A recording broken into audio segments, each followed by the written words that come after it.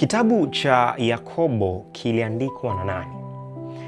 Kumekuwa kuna mitazamo mingi sana kuhusiana na mwandishi wa kitabu hiki cha Yakobo, na katika Biblia kuna Yakobo wengi sana ambao wapo, lakini wakuu ambao wanaonekana wamefanya mambo makubwa ni Yakobo wanne, ambapo tuna Yakobo ambaye alikuwa ni Yakobo wa Israeli wa Agano la Kale, huyu anafahamika. Lakini pia tuna Yakobo ndugu wa Yesu, lakini pia tuna Yakobo mwana wa Zebedayo, na kuna Yakobo mwana wa Alfayo ambaye huyu alikuwa anaitwa Yakobo mdogo. Sasa swali linakuja, je, nani mwandishi haswa wa kitabu hiki cha Yakobo? Kwa sababu tutakuwa na series ya kuweza kuchambua kitabu cha Yakobo mstari kwa mstari, sura kwa sura, kuweza kuangalia. Sasa ningependa tufahamu kwanza nani mwandishi wa kitabu hiki cha Yakobo, ambapo tukianza na kuzungumzia mmoja baada ya mwingine, tukiangalia Yakobo mwana wa Zebedayo. Tukianza na Yakobo mwana wa Zebedayo,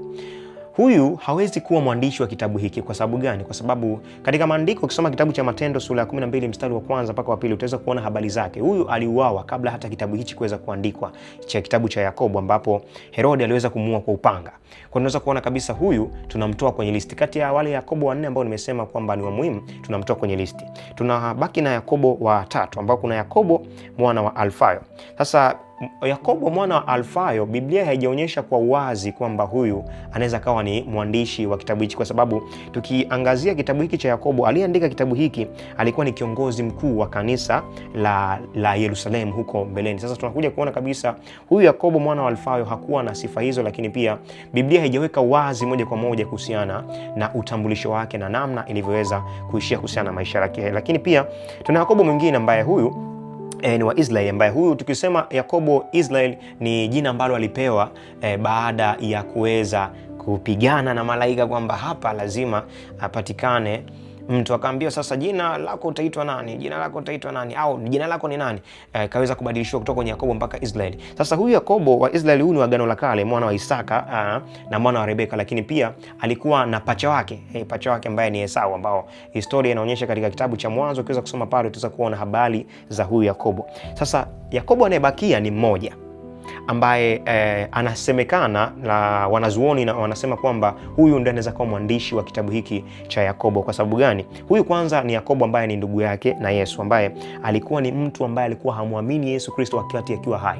Yaani kipindi Yesu Kristo akiwa hai alikuwa muamini kabisa, lakini alianza kumwamini Yesu Kristo mara baada ya ufufuko wa Kristo, ndipo pale akaanza kumwamini, ambapo ukisoma katika kitabu utaweza kuona huyu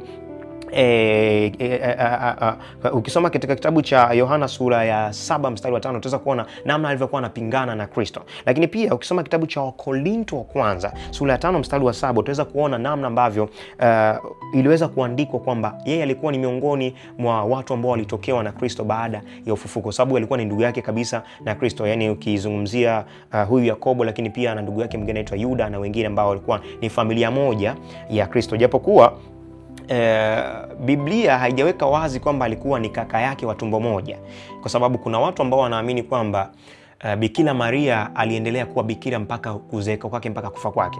Lakini pia kuna wengine wanaamini kwamba Bikira Maria aliweza kuzaa watoto hao wengine, ikiwemo Yuda, ikiwemo Yakobo na wengine ambao walikuwa kama ndugu zake na Kristo. Sasa moja kwa moja tunapata kuona kwamba huyu Yakobo ndugu yake na Yesu ndiye alikuwa mwandishi wa kitabu hiki cha Yakobo, lakini pia huyu ndiye aliyekuwa pia alikuja kuwa kiongozi, alikuja kuwa kiongozi mkuu wa kanisa la Yerusalemu. Kwa hiyo mara baada ya kuona haya, sasa tutaanza kujifunza mstari kwa mstari katika kitabu hiki cha Yakobo. Uzuri niko na silaha zangu hapa za kuweza kujifunza. Kuna Holy Bible, Biblia ya Kiingereza, kuna Biblia mafunzo ya uzima tele, lakini pia na Biblia ya kawaida ambayo tumezoea kuitumia, ambayo hii itatusaidia kujifunza, lakini pia na hii Biblia ya mafunzo ya uzima tele itatusaidia kuweza kujifunza mambo mengi sana na kuweza kuona kwa undani zaidi. Kwa hiyo Mungu akubariki. Amen.